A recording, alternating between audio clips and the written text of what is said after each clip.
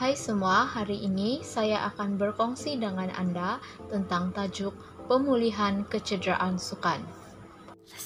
Pemulihan kecederaan sukan ataupun rehabilitasi merupakan satu proses yang sistematik yang memperbaiki bahagian badan yang cedera supaya boleh berfungsi atau pulih seperti keadaan yang asal. Dalam pemulihan kecederaan sukan ataupun rehabilitasi, terdapat 3 prinsip yang perlu kita ketahui. Yang pertama ialah kesegeraan, iaitu mengambil tindakan segera ke atas sesuatu insiden ataupun kes. Yang kedua, pemulihan awal. Pemulihan awal dilakukan untuk mengurangkan kesan kecederaan. Dan yang ketiga, progresif. Melakukan rehabilitasi ataupun pemulihan secara beransur maju. Dalam pemulihan kecederaan sukan, kita juga dapat mengetahui tujuan ataupun objektif melakukan pemulihan ini. Yang pertama, memulihkan kecederaan untuk kembali kepada keadaan yang asal. Yang kedua, mempercepatkan masa kembali ke latihan ataupun pertandingan. Yang ketiga, mengurangkan rasa sakit dan bengkak pada bahagian yang cedera.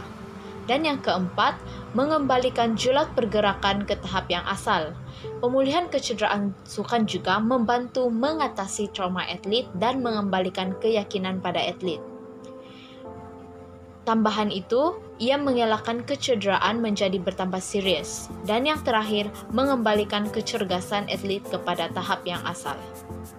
Seterusnya, tempo masa pemulihan kecederaan sukan dipengaruhi oleh beberapa faktor.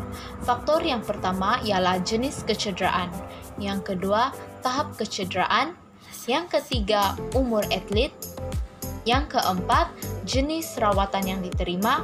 Yang kelima, status kesihatan. Yang keenam, kesediaan psikologikal. Dan yang ketujuh, lokasi kecederaan. Dan yang terakhir, diet ataupun pemakanan. Dalam pemulihan kecederaan sukan ataupun rehabilitasi, terdapat 6 personel yang terlibat dalam pemulihan ini. Yang pertama, dokter sukan. Yang kedua, ahli fisioterapi. Yang ketiga, guru. Yang keempat, ibu bapa. Yang kelima, juru latih. Dan yang keenam, rakan. Dalam pemulihan kecederaan sukan ataupun rehabilitasi, terdapat beberapa cara ataupun alatan yang kita gunakan untuk membantu kita dalam proses pemulihan. Yang pertama, elektroterapi. Yang kedua, hidroterapi. Yang ketiga, terapi haba. Yang keempat, isokinetik. Yang kelima, urutan sukan. Dan yang keenam, chirocuff. Dan yang terakhir, ultrasound. Seterusnya, kita masuk dalam kriteria seseorang atlet itu dapat kembali ke latihan. Yang pertama, atlet itu haruslah bebas daripada bengkak ataupun tiada bengkak pada bahagian yang cedera. Sekiranya masih ada bengkak, ianya menunjukkan bahagian yang cedera itu masih mengalami keradangan menyebabkan atlet masih tidak boleh kembali ke latihan. Kriteria yang seterusnya yang dapat kita lihat ialah atlet yang pulih dapat melakukan pelbagai pergerakan pada julat yang normal.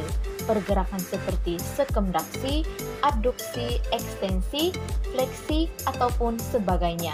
Dan yang paling penting, semasa melakukan pelbagai pergerakan tersebut, atlet tidak mengalami kesakitan.